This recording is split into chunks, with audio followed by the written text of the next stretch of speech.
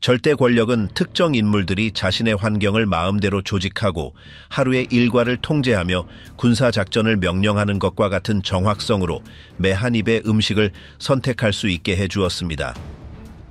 어떤 이들은 사치에 둘러싸여 살았고 다른 이들은 규율의 한 형태로 검소함을 택했습니다. 모두가 똑같은 것을 먹거나 똑같이 먹지는 않았지만 각자는 통치 방식의 직접적인 반영인 식탁의 규칙을 부과했습니다.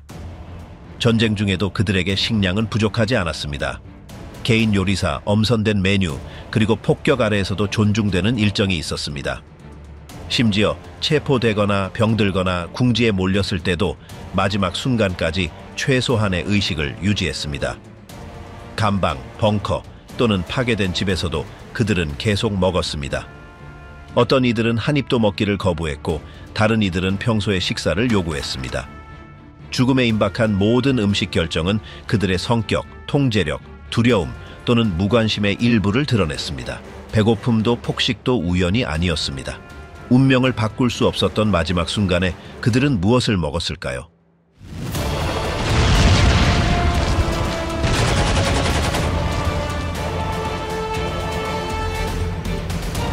히틀러의 최후 은신처, 일상, 편집증, 그리고 맛없는 식사. 독일 정치에 입문한 이래로 아돌프 히틀러는 상징, 일상, 그리고 힘의 투사에 기반한 모습을 구축했습니다. 국가사회주의당의 창설자이자 제3제국의 주요 설계자로서 그의 부상은 연설의 활용, 사회적 불만의 조작, 그리고 국가적 위대함을 회복하겠다는 약속에 바탕을 두었습니다. 불과 몇 년 만에 그는 무명의 선동가에서 국가의 절대 권력을 손에 쥔 인물이 되었습니다. 그는 엄격하게 통치하고 이념 통제 시스템을 수립했으며 대륙을 역사를 바꿀 전쟁으로 이끌었습니다. 그의 지휘 아래 독일은 폴란드, 프랑스, 그리고 동유럽의 상당 부분을 침공하며 수십 개 국가를 연루시키고 수백만 명의 죽음을 초래한 분쟁을 확대시켰습니다. 분쟁 내내 히틀러는 개인적인 규율을 반영하는 엄격한 일상을 유지했습니다. 그는 늦게 일어나고 낮 동안 보고를 받았으며 늦게 저녁 식사를 했습니다. 그의 측근들은 야간 산책, 긴 대화, 그리고 고기 없는 식사를 포함한 그의 습관을 잘 알고 있었습니다. 총통은 술을 피하고 담배를 피우지 않았으며 그의 정치적 공격성과 대조되는 자제력의 이미지를 투영했습니다. 비록 그는 자신의 요구사항을 전담하는 요리사와 조수들을 두었지만 그의 식습관은 사치스러움보다는 반복되는 것으로 두드러졌습니다. 전쟁이 진행됨에 따라 동부 전선에서의 패배와 연합군의 폭격은 그의 통제력을 약화시켰습니다. 스탈링그라드의 함락은 전환점을 찍었고 1945년 4월 베를린 포위전은 정권의 운명을 결정지었습니다. 소련군이 다가오자 히틀러는 마지막 지휘 거점으로 건설된 지하 구조물인 총통 벙커에 피신했습니다. 그는 그곳에서 남은 생애 동안 머물렀으며 나라가 무너지는 동안에도 형식적인 기능을 계속 수행하는 협력자들에게 둘러싸여 있었습니다. 벙커의 공간은 비좁고 어두웠으며 점점 더 긴장감이 고조되었습니다. 논쟁은 늘어났고 보고서에는 절망적인 소식이 담겨 있었으며 제3제국의 지도자는 점점 더 침묵했습니다. 그의 건강은 빠르게 악화되었고 그의 정신 상태는 분노와 체념 사이를 오갔으며 현실과의 유대감은 흐려졌습니다.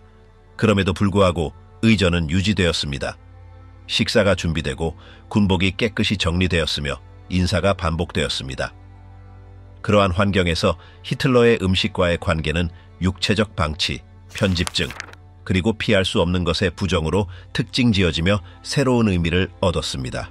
제3제국의 마지막 날들 동안 베를린의 총리부 벙커는 아돌프 히틀러가 외부 세계와 고립된 채 일상을 유지한 유일한 장소가 되었습니다.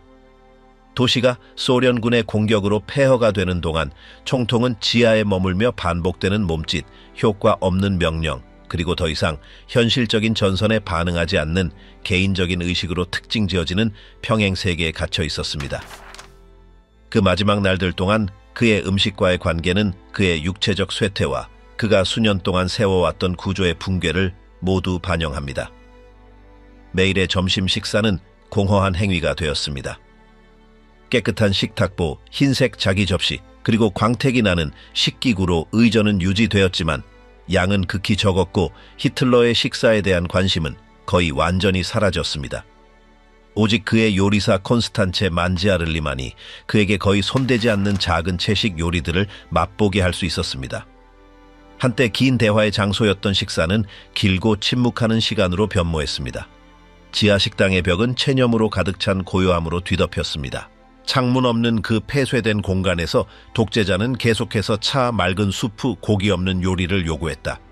개인적 훈련의 상징으로 유지해왔던 채식 식단에 대한 그의 강박은 이제 기계적인 습관이 되었다. 그는 무거운 음식을 거부했고 단 것을 치우라고 명령했다. 때때로 폭격 소리가 벽을 뒤흔드는 동안 만지알리는 그에게 아무도 쳐다보지 않고 마시는 국물을 내주었다. 참석자들은 그것이 음식에 대한 변덕이 아니라 점진적인 소모임을 알고 있었다. 음식은 권력과 마찬가지로 더 이상 맛이 없었다.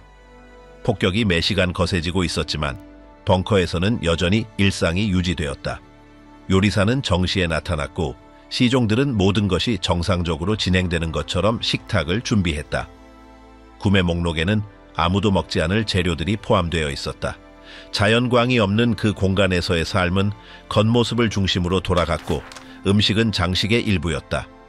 히틀러는 배고픔이나 즐거움 때문에 먹는 것이 아니라 습관 때문에 먹었다. 마치 식탁에 앉는 것을 거부하는 것이 시간이 끝났음을 받아들이는 것을 의미하는 것처럼 말이다. 총통은 적의 징역이나 자신의 부대 내 배신에 관한 것이 아닌 어떠한 대화에도 흥미를 보이지 않게 되었다. 그는 더 이상 재료에 대해 묻지도 않았고 요리에 감사하지도 않았다. 점심 식사 동안 그는 시선을 아래로 두었고 때로는 눈에 띄게 떨었고 에바 브라운과 다른 측근들은 거짓된 평온을 유지하려고 애썼다. 내부 긴장은 커져갔지만 누구도 그 안무를 깨뜨릴 엄두를 내지 못했다. 오직 요리사만이 변화를 감지했다. 그녀의 말에 따르면 히틀러는 점점 더 말라가고 경직되어 거의 움직이지 않았으며 어떠한 인간적인 반응에서도 멀어지는 인물이었다. 의료 보고서에 따르면 그는 끊임없는 떨림, 불면증, 그리고 급성 과민 반응 증세를 겪고 있었다. 그는 자신에게 음식을 가져다주는 사람들을 포함해 모든 사람을 의심하기 시작했다. 만지알리는 개인적인 불신 때문이 아니라 총통이 독살당할 것을 두려워했기 때문에 면밀히 감시받았다. 이러한 편집증은 그의 고립을 강화하고 그의 식단에 더욱 영향을 미쳤다. 그는 출처를 확인한 후에야 음식을 받아들였고 많은 음식은 맛보지도 않고 버려졌다. 신체적 쇠약은 더욱 심해졌다. 몇 달 전에는 잘 맞았던 그의 옷은 몸에 헐렁하게 매달려 있었다. 그는 발을 질질 끌며 걸었고 마치 한 숟가락 한 숟가락이 불필요한 노력을 수반하는 것처럼 침묵 속에서 식사를 했다. 그 환경 속에서 음식은 어떠한 필수적인 기능도 수행하지 못하게 되었다. 그것은 단지 관성 때문에 유지될 뿐이다. 4월 30일 그가 생을 마감한 날 히틀러는 평소처럼 맑은 차, 딱딱한 빵 그리고 설탕 없는 잼으로 아침 식사를 했다.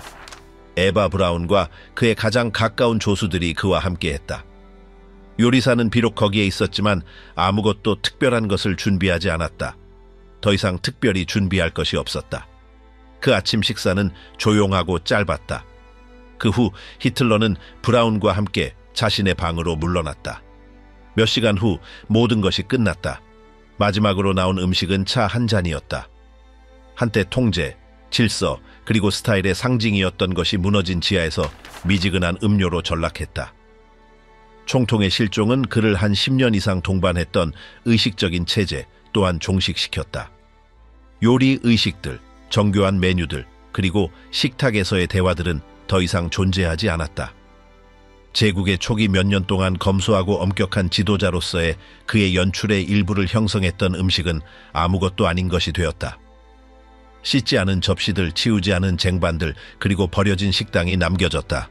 그 후 만치아를리는 다른 직원들과 함께 도망치려 했다. 그녀는 소련군에 의해 붙잡혔고 그녀의 최종 운명은 알려지지 않았다. 일부 기록들은 그녀가 처형되었다고 주장하고 다른 기록들은 그녀가 폐허가 된 베를린의 혼란 속에서 사라졌다고 주장한다. 분명한 것은 독재자의 음식을 준비한 마지막 사람 또한 흔적도 없이 사라졌다는 것인데 마치 총통의 식탁과의 연결이 그녀의 운명을 결정지은 것 같았다. 히틀러의 이야기와 그의 마지막 날들 속에서 음식과의 관계는 한 남자의 몰락 그 이상을 반영한다. 그것은 모든 것을 잃었을 때 가장 개인적인 습관들조차 어떻게 의미를 잃는지 보여준다. 그의 마지막 메뉴는 그의 종말만큼이나 단순했는데 유럽을 철권으로 통제했던 자의 몰락을 요약하며 결국 수프 한 잔을 두려워하게 되었다. 괴링, 권력 탐식, 그리고 제공되지 않은 저녁 식사. 나치 독일 정권 초기 몇 년 동안 헤르만 괴링은 독일에서 가장 영향력 있는 인물 중 한 명이 되었습니다. 1914년 분쟁 중 훈장을 받은 전쟁 영웅인 그는 비행대장으로 나중에는 제국의회 의장으로 명성을 얻었습니다. 히틀러와의 친밀함은 그를 새 질서의 엘리트에 빠르게 올려놓았습니다. 공군 최고 사령관으로 임명된 그는 권력 특권, 부를 축적하여 전쟁 중에도 이례적인 호화로운 생활을 할 수 있었습니다. 카리날 저택의 미학과 도난당한 예술품에 대한 그의 애정은 그의 위대함에 대한 비전을 반영했습니다. 많은 사람들에게 그는 항상 맞춤 제작된 제복, 빛나는 훈장, 그리고 연극적인 몸짓으로 과시적인 고위 관리의 이미지를 구현했습니다. 분쟁이 진행되고 패배가 쌓여갈수록 그의 정치적 비중은 줄어들었지만 그는 정권의 옛 영광을 상징하는 역할을 결코 포기하지 않았습니다. 그의 몰락은 그의 부상만큼이나 갑작스러웠고 뉘른베르크 재판은 그가 결코 고려하지 않았던 현실, 즉 특권 없이 책임을 지는 현실에 직면하게 했습니다. 재판이 시작될 때부터 헤르만 괴링은 차이를 보였습니다. 그는 확고한 걸음과 오만한 태도로 정권 기간 내내 유지했던 것과 같은 권위 있는 분위기로 법정에 들어섰습니다. 그는 피고인들 중 첫 번째 자리에 앉았고 마치 여전히 약간의 권력을 가지고 있는 것처럼 그 자리를 차지했습니다. 그는 재판관들에게 경의를 표했고 진술 중에는 주의 깊게 경청했으며 꼼꼼하게 필기를 했습니다. 그것은 패배자의 행동이 아니라 여전히 사건의 이야기를 통제하려는 사람의 행동이었습니다.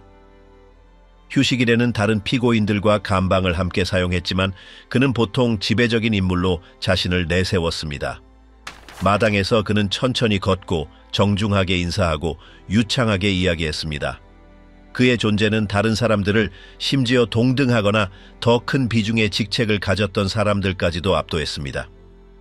교도관들은 다른 피고인들이 심지어 가장 꺼리는 사람들도 그가 말할 때 경청하는 것을 알아차렸습니다. 일부는 존경심으로 그를 따랐고 일부는 두려움으로 그를 따랐지만 아무도 그를 무시하지 않았습니다. 그의 정신 상태를 평가하는 심리학자들에게 그는 협조적인 태도를 보였습니다. 그는 정확하게 대답하고 능숙하게 논증했으며 체계적인 논리로 자신의 결정을 옹호했습니다. 그는 죄를 인정하지 않았지만 부정도 보이지 않았습니다. 그는 국가의 안녕, 질서, 그리고 안전을 위해 행동했다고 말했습니다. 모든 단어는 계산된 것이었습니다. 그는 설득하고 영향을 미치고 재판 자체를 넘어설 인상을 남기려 했습니다. 식사 중에는 정해진 루틴이 관찰되었습니다. 아침에는 검은 커피와 빵, 그리고 약간의 과일을 먹었습니다. 그는 필요 없다고 주장하며 뜨거운 아침 식사는 피했습니다. 점심에는 신중하게 요리를 선택했습니다. 그는 걸쭉한 수프, 호밀빵, 그리고 삶은 양배추와 함께 제공되는 고기를 선호했습니다. 정제된 설탕이 들어간 디저트는 거부했습니다. 그는 단맛이 위장과 맞지 않는다고 말했습니다. 그는 종종 카린할에서 자신의 개인 요리사가 사냥 요리와 비할 데 없는 제과류를 준비했다고 언급했지만 향수를 가지고 말하는 것이 아니라 전기적 사실처럼 말했습니다. 저녁 식사는 비슷했지만 양은 적었습니다. 그는 차와 빵, 그리고 차가운 소시지를 마셨습니다. 그는 보통 식사 중에는 이야기하지 않았습니다. 일부 수감자들은 그 순간 그가 다른 것에 집중하는 것 같다고 말했습니다. 그는 쟁반을 응시하고 천천히 씹었으며 거의 시선을 들지 않았습니다. 한 교도관은 때때로 그가 마음속으로 음식을 세는 것처럼 보였다고 기록했습니다. 그것은 불안이 아니라 계산이었습니다. 그의 식습관에는 어떤 의식적인 면이 있었는데 마치 남아있는 얼마 안 되는 것에 대한 통제권을 유지하려는 듯 했습니다. 재판이 진행됨에 따라 국제적인 관심이 커졌습니다. 언론은 각 피고인에 대한 사파, 연대기 및 논평을 게재했습니다. 대부분의 경우 피고인들은 활기 없는 나이든 또는 패배한 모습으로 묘사되었습니다. 반면에 괴링은 여전히 활력을 유지하는 사람으로 나타났습니다. 일부 언론인들은 그를 교활하다고 묘사했고 다른 이들은 조작적이라고 했습니다. 그의 이미지는 의견을 갈랐지만 아무도 그의 지능을 의심하지 않았습니다. 그러한 인식은 그를 강하게 만들었고 그 자신도 그것을 알고 있었습니다. 재판이 끝날 무렵 형량이 윤곽을 드러내기 시작했습니다. 괴링은 분명하고 모호함 없이 유죄 판결을 받았습니다. 그는 결말이 결정되었다는 것을 알고 있었습니다. 그럼에도 불구하고 그는 침착함을 유지했습니다. 그는 항의하지 않았고 간청하지도 않았습니다. 그는 조용히 자신의 감방으로 돌아갔습니다. 그곳에서 그는 책, 종이, 연필을 요청했습니다. 그는 몇 시간 동안 글을 썼습니다. 아무도 그가 무엇을 쓰고 있는지 확실히 알지 못했지만 그는 집중하는 것처럼 보였습니다. 때로는 도면을 그렸고 때로는 청문회에 대한 메모를 했습니다. 그는 정돈된 증언을 남기고 싶다고 말했습니다. 마지막 며칠 동안 그는 통밀빵, 흰 살코기, 익힌 채소를 요청했습니다. 그는 가공식품을 거부했고 단 것을 제공하지 말라고 요청했습니다. 그는 물만 마셨고 밤에는 약간의 차를 마셨습니다. 한 간수가 말하기를 몇 주 전부터 그는 소지품 사이에 작은 천 가방을 보관하고 있었다고 했습니다. 보이지는 않았지만 그는 그것이 거기에 있다는 것을 알고 있었습니다. 너무 늦기 전까지는 아무도 그 내용물을 의심하지 않았습니다. 형 집행 전날 밤 그는 일찍 감방에 들어갔습니다. 그는 동료를 부르지도 않았고 전화도 하지 않았습니다. 그는 메모를 쌓아두고 쟁반을 깔끔하게 치우고 옷을 정성껏 접었습니다. 그의 감방불은 평소 시간에 꺼졌습니다. 다음 날 아침 그는 간수의 부름에 응답하지 않았습니다. 들어갔을 때 그들은 그가 침상에 누워 고요한 표정으로 움직이지 않는 것을 발견했습니다. 탁자 위에는 편지가 있었습니다. 의사는 그의 상태가 회복 불가능하다고 확인했습니다. 작은 천 가방은 사라져 있었습니다. 이후 보고서들은 그가 외부 연결이나 예전 특권을 여전히 가지고 있던 사람들에게만 허용된 방법을 사용했음을 자세히 설명했습니다. 아무도 그가 어떻게 그것을 보관할 수 있었는지 확실히 판단할 수 없었습니다. 그 사실은 간수들 사이에서 논의를 불러일으켰지만 더 이상 조사는 이루어지지 않았습니다. 어떤 이들에게는 그것이 그의 마지막 저항 행위였습니다. 다른 이들에게는 자신의 이미지를 보존하는 방법이었습니다. 당국은 신중함을 유지했습니다. 편지는 봉인되었고 메모는 회수되었습니다. 짧은 성명서만 허용되었습니다. 그 성명서에는 수감자일은 처형에 참석하지 않을 것이라고 설명되어 있었습니다. 더 이상의 자세한 내용은 제공되지 않았습니다. 다른 피고인들은 지정된 장소로 이송되었습니다. 그들 중 한 명이 괴링에 대해 물었습니다. 그들은 그가 참석하지 않을 것이라고 대답했습니다. 아무도 그 문제에 대해 더 이상 이야기하지 않았습니다. 다음 며칠 동안 법원은 일상으로 돌아갔습니다. 형 집행은 순조롭게 이루어졌습니다. 괴링의 모습은 기록들 사이에서 사라졌습니다. 그의 소지품은 분류되어 보관되었습니다. 일부는 파괴되었고 다른 것들은 보관되었습니다. 그를 관찰했던 사람들의 기억 속에는 마지막 순간까지 통제력을 유지하려고 애썼던 남자의 이미지가 남아 있었습니다. 그의 걷는 방식, 말하는 방식, 음식을 선택하는 방식, 모든 세부 사항을 기록하는 방식, 모든 것이 더 큰 계획의 일부인 것처럼 보였습니다. 마지막 동작, 조용하고 계산된 그것이 한 주기를 마감했습니다. 즉흥적인 여지를 남기지 않았습니다. 모든 요소는 미리 준비되어 있었습니다. 대부분의 사람들이 모든 주도권을 잃었던 환경에서 그는 마지막까지 자신의 주도권을 유지했습니다. 증인도 작별 인사도 없었습니다. 그저 누워있는 몸, 봉인된 편지, 그리고 어떤 말보다 더 많은 것을 말해주는 부재만이 있을 뿐이었습니다. 하인리히 힘러 제국 지도자의 마지막 차. 하인리히 힘러는 나치 정권의 기둥 중 한 명으로 이상주의적 열망을 가진 농업 학생에서 SS의 절대적인 수장이자 제3제국의 억압적인 기구의 배후가 되었다. 직접적인 군사 경험이 없음에도 불구하고 그는 이념적 숭배, 경직된 관료주의, 작전 능력을 결합한 조직을 구축하여 나치즘 통제기구의 중심 인물로 자리매김했다. 그의 모습은 질서, 효율성, 결단력을 투영했지만 사적으로는 위생, 식단, 비전 의식 및 게르만 상징주의에 대한 독특한 감성을 보였다. 전쟁 중 힘러는 그림자 뒤에서 강제 이송 프로그램, 강제 수용소, 대량 처형, 감시 체계를 지휘했으며 이 모든 것을 국가의 체계적인 하인이라는 이미지를 유지하면서 수행했다. 갈등의 마지막 단계에서 그의 영향력은 약화되기 시작했는데 특히 히틀러의 승인 없이 서방연합군과 비밀리에 협상하려 했을 때 더욱 그러했다. 이러한 술책은 직접적인 배신으로 해석되었다. 그때부터 그는 나치 진영 내에서 지지나 실질적인 권력 없이 소외된 인물이 되었다.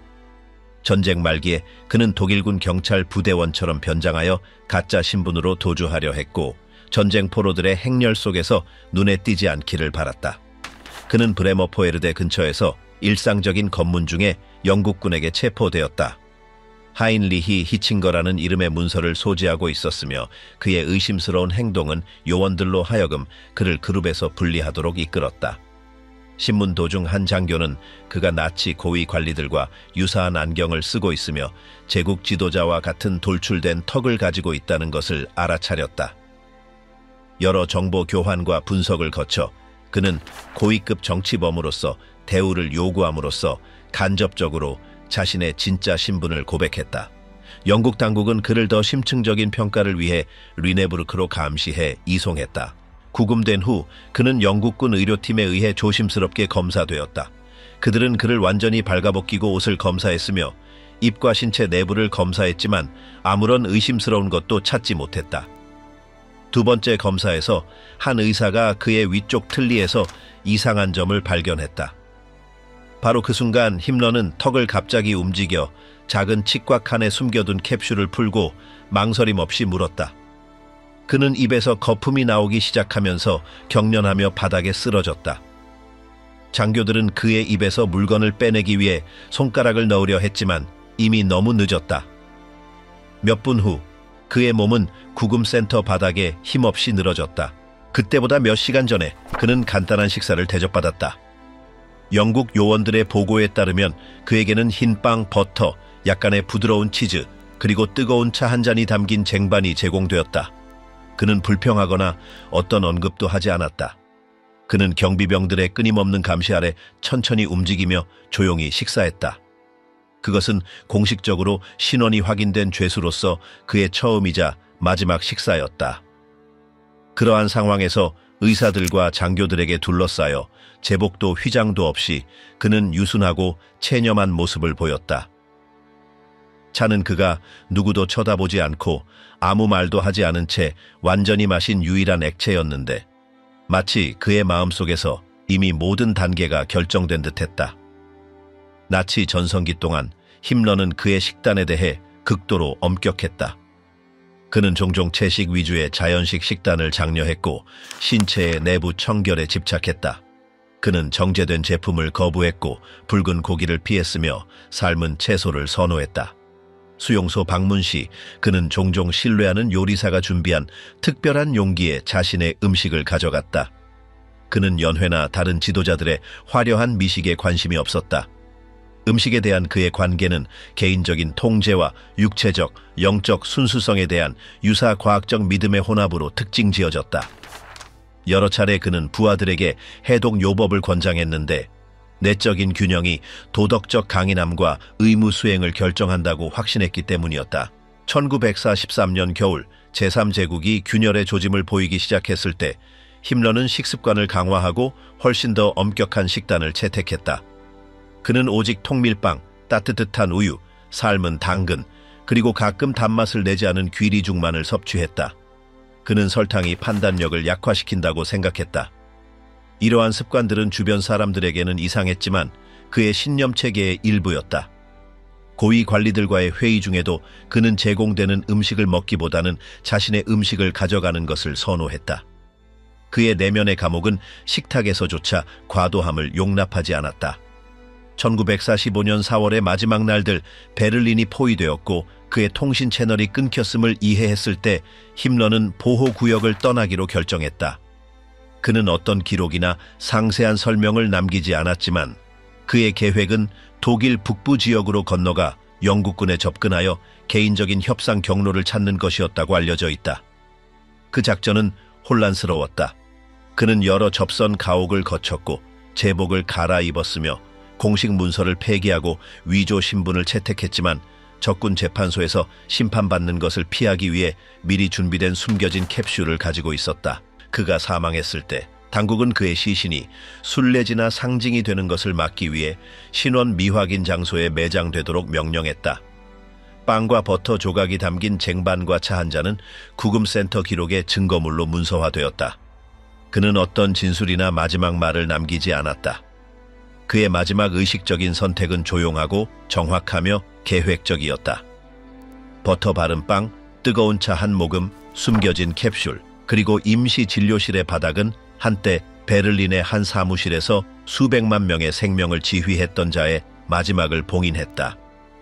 장면을 목격한 영국인들에게는 혼란스럽고 긴장된 순간이었다. 일부는 그를 소생시키려 했고 다른 일부는 정확한 시간을 기록하고 보고서의 내용을 받아 적는 데 그쳤다. 당직 의사는 더 이상 할 수 있는 것이 없다고 선언했다. 실명, 날짜, 그리고 임상 용어로 명시된 사망 원인을 기입함으로써 절차가 마무리되었다. 사건의 후속 이미지들은 군용 시트로 덮인 들것과 나치 정권에서 가장 강력했던 인물 중 한 명이 있었던 텅 빈 공간을 보여준다. 요제프 괴벨스, 선전부 장관의 마지막 테이블. 요제프 괴벨스는 1897년에 독일 서부 라이트에서 노동계급 가톨릭 가정에서 태어났다. 그는 어릴 때부터 지능과 학구열로 두각을 나타냈지만 어린 시절의 질병으로 인해 다리에 영구적인 부상을 입어 평생 걸음걸이에 영향을 미쳤다. 그는 문학, 역사, 철학을 공부하여 게르만어 문헌학 박사 학위를 취득했다. 초기에는 강렬한 수사학으로 특징 지어지는 글쓰기와 저널리즘에 전념했으며 이는 나중에 정치 분야로 옮겨갔다. 그의 국가사회주의당 입당은 1920년대 중반에 아돌프 히틀러의 연설에 매료되면서 이루어졌다. 그는 곧 라디오, 영화, 언론을 장악하여 정권의 이념을 전파하는 가장 효과적인 선정아 중 한 명이 되었다. 1933년에 그는 제국 선전장관으로 임명되었는데 이 직책에서 그는 정보와 공식 문화에 대한 전적인 통제를 행사하며 대중의 이야기를 만들고 총통의 이미지를 강화했다. 전쟁 기간 동안 괴벨스는 히틀러의 가장 가까운 협력자 중 한 명으로 남아 군사작전을 지원하고 신중하게 고안된 메시지를 통해 국민의 사기를 유지했다. 분쟁이 진행되고 패배가 쌓여갈수록 그의 역할은 점점 더 암울한 양상을 띠게 되었다. 1944년에 그는 총력전 정원 대사직을 맡아 모든 인적, 물적 자원을 동원하기 위한 극단적인 조치를 추진했다. 그의 개인적인 삶은 아내 마그다와 6명의 자녀와 함께 흘러갔으며 그들은 그 자신이 투영하는 대중적 이미지, 즉 국가사회주의 대의에 부합하는 모범적인 가족의 일부가 되었다. 1945년 4월 소련군이 베를린으로 진격하자 괴벨스는 가족과 함께 제국 총리실 아래 지하 피난처인 피러벙커로 옮겨갔다. 그곳의 비좁고 숨막히는 공간에서 그는 히틀러의 마지막 날들을 함께하기 위해 정권의 마지막 고위 관리들과 만났다. 적군 포격의 끊임없는 굉음과 이미 함락된 도시들의 소식으로 분위기는 긴장감으로 가득했다. 붕괴가 임박했음에도 괴벨스는 성명서와 연설문 작성을 계속했지만 벙커 밖에서는 점점 더 영향력이 줄어들었다. 그 감금 상태에서의 일상적인 식사는 부족함과 다양성 부족으로 특징 지어졌다. 보급품은 포위되기 전에 저장된 비축물에서 나왔으며 엄격하게 배급되었다. 식사는 공용 식당에서 제공되었으며 이전 해의 풍부함과는 대조되는 간단한 요리였다. 음식에 대해 특별히 까다롭지 않았던 괴벨스는 제한된 메뉴를 불평 없이 받아들였으며 전선의 모든 소식에 더 집중했다. 제공되는 음식 중에는 걸쭉한 수프, 검은 빵, 약간의 버터, 그리고 대용 커피가 주를 이루었다. 식사 중 분위기는 고요했으며 군사 상황에 대한 짧은 언급이나 순간의 현실 앞에서 빠르게 사라지는 대화 시도로만 가끔 중단되었다. 히틀러가 4월 30일 사망하면서 괴벨스는 잠시 제국 정부의 수장이 되었지만 실제로는 베를린에 대한 통제권은 이미 붉은 군대의 손에 있었다. 그는 자신의 지위가 유지될 수 없으며 보복을 피할 항복을 협상할 가능성이 없다는 것을 알고 있었다. 그럼에도 불구하고 그는 회의에 계속 참석하고 아내와 자녀들과 함께 일상적인 루틴을 유지했다. 5월 1일 벙커의 분위기는 완전히 바뀌었다. 베를린 주둔군이 항복할 것이라는 소식은 최종 결정을 가속화했다. 괴벨스와 마그다는 하루의 대부분을 자녀들과 함께 보냈고 밖에서는 전투의 끝을 알리는 폭발음과 총성이 들렸다. 마지막 몇 시간 동안 괴벨스는 침착하고 단호한 모습을 보였다. 그는 아내와 함께 식사를 나누었는데 메뉴는 부족했지만 그 순간을 위해 어느 정도 신경 써서 준비되었다. 식탁에는 빵, 약간의 소시지, 삶은 감자 몇 개, 그리고 대용 커피가 있었다. 그 선택은 특별한 취향 때문이 아니라 벙커의 식량 저장실에 남아있는 것에 따른 것이었다. 그들은 말 대신 눈빛을 주고받으며 조용히 식사했다. 그 후 괴벨스는 자녀들과 시간을 보냈는데 이는 곧 일어날 일의 심각성을 숨기고 정상적인 모습을 유지하려는 시도였다.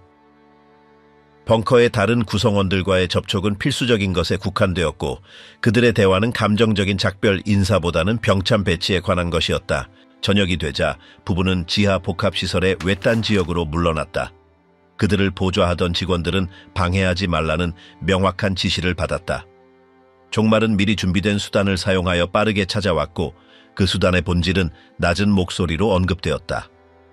몇 분 후 그들의 시신은 외부로 옮겨져 벙커 출구 중 하나 옆에서 부분적으로 소각되었는데 이는 히틀러와 에바 브라운에게 행해졌던 것과 유사한 절차를 따른 것이었다. 즉흥적인 조치와 연료 부족으로 인해 불은 유해를 완전히 태우지 못했다. 요제프 괴벨스는 나치 정권에서 가장 강력한 인물 중 한 명에서 불과 며칠 만에 정권 붕괴의 상징으로 전락했다. 정보 조작과 공식적인 서사 구축으로 특징 지어진 그의 경력은 좁고 어두운 방에서 적의 손에 넘어가는 결말을 결코 직면할 준비가 되어 있지 않았던 그에게 마지막 일상적인 행위로서 검소한 식사와 함께 끝이 났다. 군중 연설이나 과장된 몸짓과는 거리가 먼 마지막 장면은 소박한 식탁, 간단한 음식, 그리고 그 순간을 함께하기로 결정한 유일한 사람과의 공유된 침묵으로 이루어져 있었다. 알베르트 슈페어, 20년 감옥방 그리고 다듬어진 기억. 알베르트 슈페어는 건축업에 종사하는 부유한 가정에서 1905년 마나임에서 태어났다. 그의 어린 시절은 부모님의 지도 아래 직업적 전통을 이어가기 위한 기술 학습과 고전 교육 속에서 보냈다. 고등학교를 졸업한 후 그는 뮌헨 공과대학교에 입학했고 이어서 베를린 공과대학교에서 건축가로서 훈련을 받았다. 그 시절 아직 정치와 거리가 멀었을 때 그는 기념비적인 디자인과 기하학적 질서에 대한 성향을 보였는데 이는 나중에 그의 독특한 특징이 되었다. 그가 1931년 나치당에 입당한 것은 강렬한 이념적 신념 때문이 아니라 경제 위기와 일거리 부족 상황에서 일자리 기회를 찾기 위함이었다. 그의 기술적 능력과 미적 감각은 그를 아돌프 히틀러의 측근으로 빠르게 편입시켰는데 히틀러는 그에게서 수도와 다른 제국 프로젝트에 대한 자신의 웅장한 비전을 실현할 수 있는 건축가를 보았다. 슈페어의 출세는 급진적이었다. 그는 단기간에 당 집회 무대 디자인에서 베를린의 수석 건축가가 되었고 나중에는 군수 및 전쟁 생산 장관이 되었다. 프리츠 토트의 사망 후 1942년에 맡은 그 직위에서 그는 연합군 지휘관들이 예상했던 것보다 전쟁을 더 오래 지속시킨 효율성으로 독일의 전쟁 산업을 재편했다. 생산 중앙 집중화와 자원 합리화를 기반으로 한 그의 방법은 무기 공급을 현저히 증가시켰지만 이는 전쟁 포로와 점령지에서 강제 이송된 노동자들을 포함한 강제 노동의 광범위한 사용을 수반했다. 그의 이러한 관리 측면은 전쟁 말기에 그를 전쟁 범죄 및 반인도적 범죄 혐의의 중심에 놓이게 했다. 셋째 제국 말기에 슈페어는 히틀러에 대한 자신의 영향력을 유지하려 했지만 패배가 불가피하다는 것을 감지하기 시작했다. 총리 관저 벙커 회의에서 그의 역할은 가장 극단적인 결정들로부터 거리를 두는 방법을 개인적으로 평가하면서 저항을 연장하려던 기술자의 역할이었다. 요제프 괴벨스, 마르틴 보르만과 같은 다른 고위직들과의 관계는 점점 더 긴장되었다. 적의 사용을 막기 위한 기반 시설 파괴에 대한 논의는 그가 히틀러와 의견을 달리하게 만들었으며 심지어 민간인에게 필수적인 자원을 보존하기 위해 직접적인 명령을 불복종하는 지경에 이르렀다. 이러한 결정들은 그를 가장 급진적인 집단에서 부분적으로 멀어지게 했지만 정권의 노동 착취 시스템에서의 그의 책임은 지우지 못했다. 1945년 5월 독일의 항복과 함께 슈페어는 연합군에게 체포되었다. 뉘른베르크 재판 동안 그는 대부분의 동료들과는 다른 전략을 채택했다. 법원의 권위를 인정하고 정권의 행위에 대한 도덕적 책임의 일부를 인정했다. 그는 대량 학살에 대한 직접적인 지식을 부인했지만 자신의 지위가 발생한 일에 대한 일정 부분의 책임을 부여했음을 인정했다. 이러한 입장은 그에게 사형을 면하게 해주었고 대신 스판다우 교도소에서 완전히 복역한 20년의 징역형을 받았다. 슈페어는 슈판다우에서 교도소의 일상에 따라 생활했습니다. 그의 나날은 유지보수 작업, 운동장 내 정해진 시간 동안의 산책, 그리고 독서와 글쓰기로 긴 시간을 보내는 것으로 이루어졌습니다. 다른 소수의 살아남은 나치 고위 인사들과만 함께 지낸 교도소의 고립은 그에게 자신의 경험을 성찰하고 기록할 시간을 주었습니다. 그렇게 그의 일기가 탄생했는데 이는 정권에서의 그의 역할뿐만 아니라 교도소에서의 일상생활, 다른 수감자들과의 대화, 그리고 간수들과의 갈등까지 묘사하고 있습니다. 그의 글의 어조는 정당화, 자기 성찰, 그리고 라이히의 마지막 몇 년에 대한 자세한 서술 사이를 오갔으며 후세에 자신의 버전을 남기려는 특별한 관심을 보였습니다. 이 기록들에는 외부 세계와의 점진적인 접촉 상실도 기술되어 있습니다. 소식은 교도소 검열을 통해 걸러져 도착했고 방문은 드물고 통제되었습니다. 시간을 보내기 위해 그는 원예와 꼼꼼하게 조직한 글쓰기 프로젝트에 전념했습니다. 단조로움은 교도소 행정의 변화나 외국 당국의 시찰 방문으로만 깨졌습니다. 그의 건강은 수감 기간 대부분 동안 비교적 안정적으로 유지되었지만 노화와 신체적 제약은 형기 말에 눈에 띄게 나타나기 시작했습니다. 슈페어는 1966년 10월에 정확히 20년간의 수감 생활을 마친 후 석방되었습니다. 출소 후 그는 전후 재건과 경제 성장으로 변화된 나라를 발견했습니다. 많은 사람들이 그를 불신했지만 그는 작가이자 간견자로 새로운 삶을 시작하여 회고록을 출판하고 인터뷰에 참여하여 자신을 정권의 가장 잔인한 결정과는 무관한 기술 관료로 옹호했습니다. 그러나 이 개인적인 이야기는 그의 버전이 불완전하거나 편향적이라고 생각하는 역사가들과 생존자들에 의해 의문이 제기되었습니다. 말년의 슈페어는 독일과 해외를 오가며 비교적 높은 인지도를 유지했습니다. 1981년 런던 방문 중 그의 사망은 모순으로 점철된 삶의 끝을 알렸습니다. 히틀러의 신뢰 덕분에 빠른 출세, 전쟁 기구에서의 책임, 그리고 회개하는 사람의 이미지를 구축할 수 있게 해준 장기간의 감금. 큰 성공을 거두며 출판된 그의 일기는 가장 높은 책임자 중 한 명의 관점에서 제3제국의 기구를 이해하는 데 중요한 자료로 남아있으며 전쟁 후 그가 착수한 복잡한 개인적 재해석 과정을 분석하는 데도 마찬가지입니다. 요들, 항복에 서명한 군인. 알프레트 요들, 알프레트 조들은 1898년 5월 7일 브루츠부르크에서 군사적 전통을 가진 바이에른 가문에서 태어났다.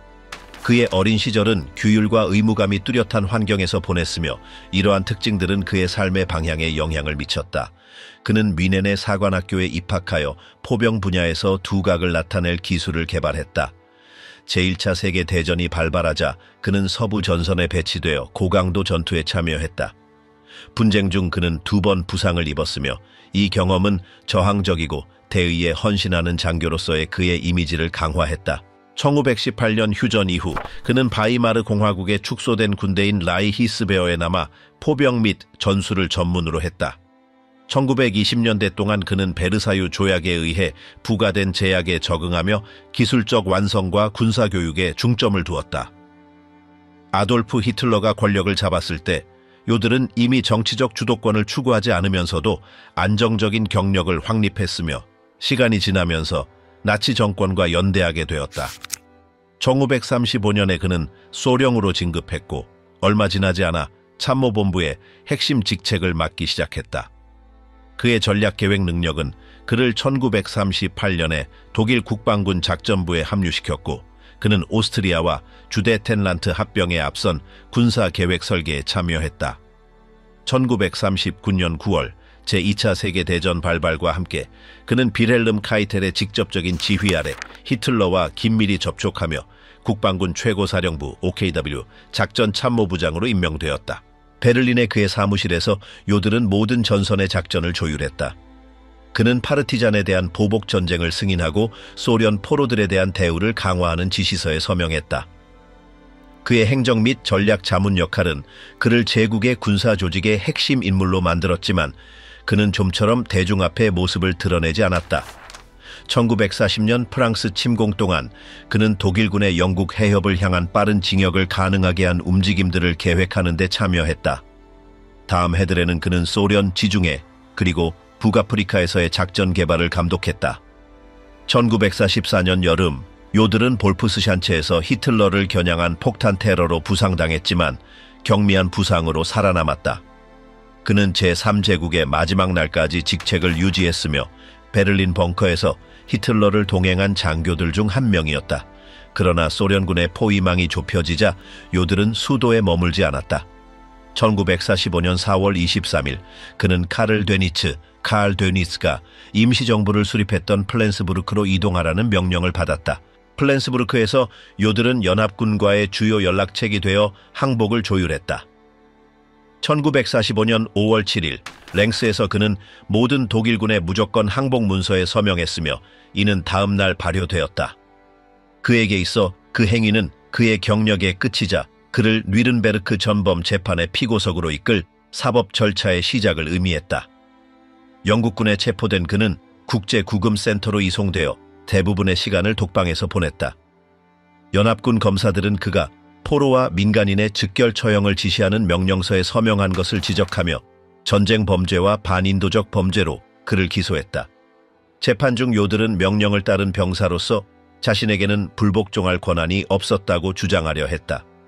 그는 살인에 직접적으로 가담하지 않았으며 자신의 역할은 순전히 기술적인 것이었다고 변론했다. 그러나 판사들은 그의 행동과 결정이 선멸전의 전개에 기여했다고 판단했다. 선고 전 몇 달 동안 그의 수감 생활은 엄격한 일과로 점철되었다. 그는 카이텔과 데니츠를 포함한 다른 나치 고위 간부들과 시간을 공유했다. 그는 심리학자 및 군종병과 대화를 나누고 자신의 변호 문서를 검토하며 군 경력에 대한 성찰을 기록했다. 때로는 어린 시절과 사관학교 시절에 대해 이야기하며 자신의 성격을 형성한 엄격한 환경을 묘사하기도 했다. 그는 명시적인 후회는 보이지 않았지만 전쟁이 독일의 재앙으로 끝났음을 인정했다. 판결은 1946년 10월 1일에 내려졌다. 법원은 그가 모든 혐의에 대해 유죄라고 선언하고 교수형을 선고했다. 사형 집행은 10월 16일 새벽으로 예정되었다. 그 후 며칠 동안 요들은 변호사와 군종병의 방문을 받았고 아내가 보낸 지지 편지를 통해 아내와 제한적인 접촉을 유지했다. 감방에서 그는 필기 노트를 검토하고 군사문헌의 단편들을 다시 읽었는데 아마도 평생 그를 따라다닌 정체성을 붙잡는 한 가지 방법이었을 것이다. 사형 집행 전날 밤 요들은 감방에서 저녁 식사를 했다. 메뉴는 화려함이나 특별한 요청 없이 간단했다. 구운 고기 한 접시에 감자와 채소를 곁들인 것, 빵 한 조각, 버터, 그리고 커피였다. 와인이나 공들인 디저트는 없었고 그는 자신을 감시하는 경비원들과 대화하지 않고 침묵 속에서 집중하며 식사했다. 그는 모든 순간을 연장하고 싶다는 듯 천천히 식사를 마쳤다. 그 후 그는 아내에게 전달될 짧은 작별 노트를 군종병에게 건넸다. 그 노트에는 용서를 구하거나 정치적인 성찰을 담는 대신 받은 충성과 애정에 감사를 표했다. 10월 16일 이른 시간에 경비원들이 그를 깨웠다. 요들은 차분하게 옷을 입고 재킷을 여미고 저항 없이 교수대로 걸어갔다. 그는 침착한 걸음으로 계단을 올라갔고 증인들에 따르면 시선을 정면으로 유지했다. 함정이 열리기 직전 그는 독일에 대한 자신의 충성을 언급하는 짧은 문장을 말했다. 그의 시신은 상징적인 집결지가 되는 것을 막기 위해 다른 사형수들과 마찬가지로 공개되지 않은 장소에 묻혔다. 알프레드 요들의 모습은 제3제국의 군사기계와 전쟁을 연장시킨 전략적 결정에 묶여 있다. 그는 바닥에서 작전 지휘부의 정점까지 승진한 장교였으며 결정적인 문서에 서명이 나타난 꼼꼼한 기획자였다. 소박하고 의식 없는 그의 마지막 식사는 아마도 그의 마지막 날들의 분위기를 반영했을 것이다. 역사적 비난으로 점철된 피할 수 없는 종말 앞에서 침묵 속의 기다림이었다. 회스, 그의 식탁에서 굶주림을 겪어본 적 없는 사령관. 루돌프 회스는 1900년 11월 25일 독일 남서부의 바덴바덴에서 태어났습니다. 그의 어린 시절은 깊은 가톨릭 분위기와 엄격한 가족 규율 속에서 보냈으며 순종과 신앙이 중요한 위치를 차지했습니다. 그는 젊은 시절부터 내성적인 성격을 보였고 사교 생활에 관심이 없었으며 자신에게 부과된 규칙을 의심 없이 받아들이는 능력이 뛰어났습니다. 제1차 세계대전에 군인으로 참전한 후 그는 혼란스럽고 약해진 나라로 돌아왔습니다. 많은 참전 용사들처럼 그는 잃어버린 질서를 대체할 새로운 구조를 찾았습니다. 그는 나치당해서 얼마 후에는 SS에서 그 구조를 찾았으며 그곳에서 그의 경력은 강화되어 강제 수용소 시스템의 핵심 인물이 되었습니다. SS 내에서의 초기 몇 년 동안 회스는 다양한 수감 및 행정 업무를 맡았습니다. 그의 꼼꼼함과 규정에서 벗어나지 않고 지시를 적용하는 능력은 그의 상사들의 주목을 받았습니다. 그는 다하우로 발령받았고 나중에 작센하우젠으로 발령받아 조직 방법을 배웠으며 이는 그가 가장 잘 알려진 아우슈비츠 사령관 직책에서 나중에 적용하게 됩니다. 1940년에 그는 수용소를 운영하라는 명령을 받았고 1943년에 강제 수용소 감찰부의 행정직으로 정은 갈 때까지 수용소를 지휘했습니다. 그는 헝가리에서 대규모 추방 작전이 진행되는 동안 감독하기 위해 1944년에 아우슈비츠로 돌아왔습니다. 그는 항상 정확하게 계획하는 능력과 자신의 업무의 인간적인 측면에 대한 절대적인 무관심을 보였습니다. 아우슈비츠에서의 회스의 일상생활은 엄격한 루틴으로 이루어졌습니다. 그는 일찍 일어나 보고서를 검토하고 시설을 둘러보며 하급 장교들과 회의를 가졌습니다. 그는 주 출입구에서 몇 미터 떨어진 집에 가족과 함께 살았고 이는 그가 철조망 반대편에서 벌어지는 현실과는 무관하게 아내와 아이들과 시간을 보낼 수 있게 해주었습니다. 수감자들이 겪는 굶주림과는 대조적으로 그의 식사는 다양하고 풍부했습니다. 그의 회고록에서 그는 식탁에 SS 서비스 요리사들이 준비한 고기, 소시지, 흰빵, 디저트가 항상 있었다고 묘사했습니다. 커피, 차, 맥주는 정기적으로 제공되었고 돼지고기와 소고기는 근처 밭에서 수용소 직원들이 직접 재배한 신선한 채소와 함께 자주 제공되었습니다. 그의 식단은 전쟁 시기에 잘 공급받는 장교의 식단이었으며 지휘관들에게 할당된 특별 배급량을 이용할 수 있었습니다. 휴식 기간 동안 회스는 가족과 산책을 즐겼고 정원 가꾸기에 시간을 보냈습니다. 다른 장교들과의 회의에서 식사는 종종 동료애를 강화하는 시간이었습니다. 로스트, 소시지, 스튜와 같은 전통적인 독일 요리가 제공되었으며 때로는 SS 보급 시스템 덕분에 특별히 얻은 제품으로 보완되기도 했습니다. 그의 식사는 또한 그의 계층적 위치를 반영하는 것이었습니다. 수용소에서는 영양실조가 일반적이었지만 그는 여러 옵션 중에서 선택하고 풍부하게 먹을 수 있었습니다. 이러한 차이는 그의 사생활과 그가 관리하던 환경 사이에 가장 뚜렷한 대조 중 하나가 되었습니다. 제3제국이 몰락한 후 회스는 자취를 감추려 했다. 그는 가짜 신분으로 몇 달간 숨어 지내다가 1946년에 체포되었다. 그의 체포는 강도 높은 신문으로 이어졌고 그 과정에서 그는 아우슈비츠의 운영 방식과 강제 이송 및 처형에서의 자신의 역할을 상세히 진술했다. 폴란드에서의 재판에서 그는 자신의 책임을 인정하고 자신이 받고 집행했던 명령들을 설명했다. 수감 생활 동안 그는 회고록을 썼는데 여기에는 그의 어린 시절, SS에서의 훈련, 그리고 지휘관으로서의 일상생활, 식단 포함에 대한 내용이 담겨 있었다. 그는 전쟁 중에도 기본적인 식량이나 고품질의 제품이 부족한 적이 없었다고 인정했다. 감방에서 그의 식사는 필수적인 것으로 줄어들었다. 메뉴는 주로 빵, 가벼운 수프, 그리고 소량의 커피나 차로 구성되었다. 그럼에도 불구하고 그가 지휘했던 수용소의 죄수들과 비교했을 때 그의 식단은 여전히 더 영양가가 높았다. 그의 마지막 날들에는 식사가 상징적인 문제가 되었다. 그는 선택지가 가득한 식탁에서 정량화되고 단순한 배식을 받는 처지로 바뀌었다. 아우슈비츠에서 1947년 4월 16일에 이루어진 그의 처형 전에 그에게 마지막 식사가 제공되었다. 기록에 따르면 그것은 감자 곁들인 고기 한 접시, 흰 빵, 그리고 커피로 구성되었는데 이는 그가 장교 시절에 즐겼던 평범한 점심 식사를 연상시키는 메뉴였다.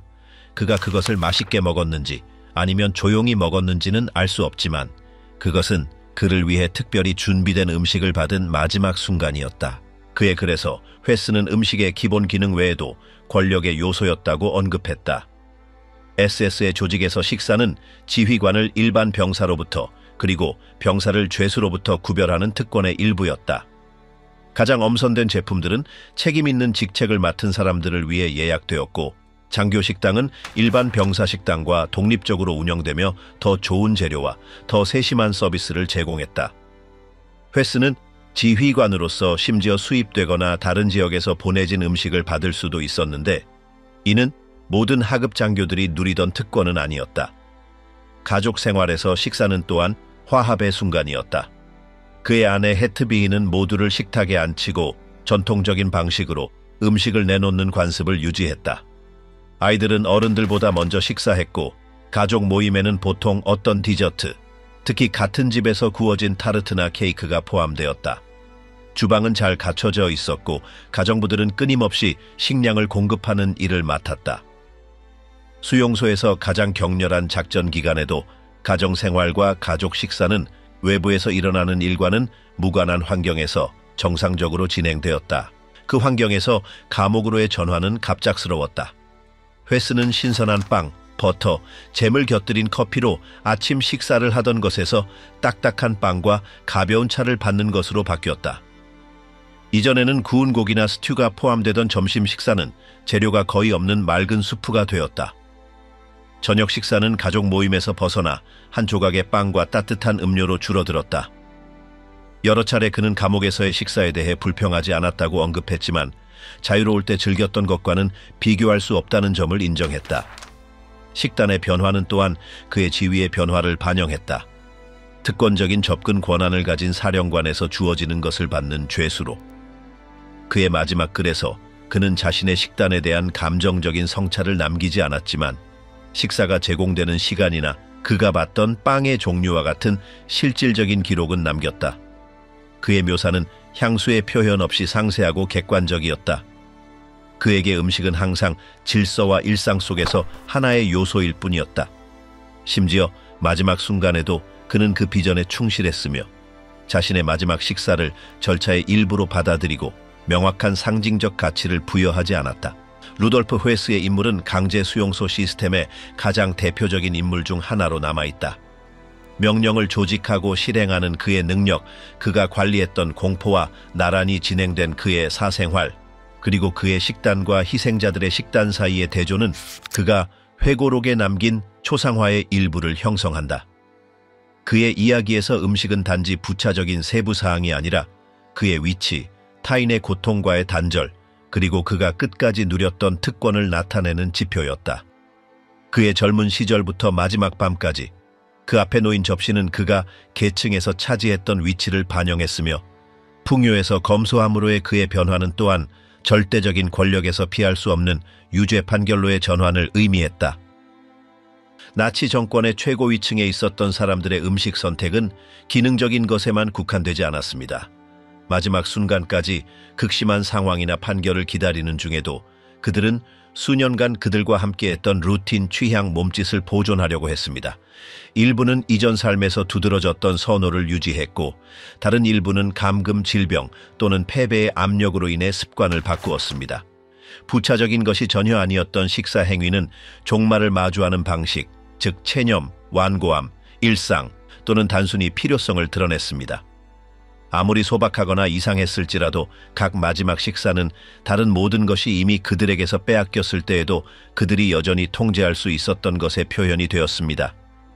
그들의 몸에 들어간 마지막 것은 단순한 음식이 아니라 마지막 순간까지 그들이 누구였는지를 보여주는 또 다른 반영이었습니다.